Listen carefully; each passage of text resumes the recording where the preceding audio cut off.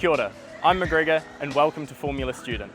Universities from across the world design and manufacture an open-wheel race car to compete against each other as real-life motorsport teams.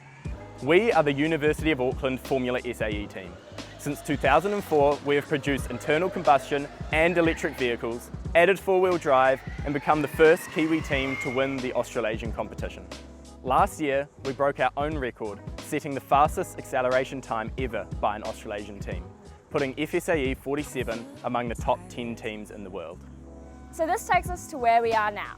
But to get a competition-ready car, we need a strong team behind us.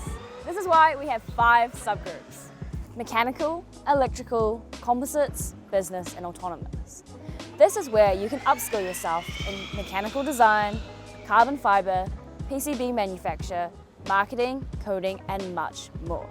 So, if you have a passion to learn and work hard in a practical environment, we're looking for you. So if you're interested, head to our website to apply now. Sign-ups close on March 8th, so be in quick. We'll see you soon.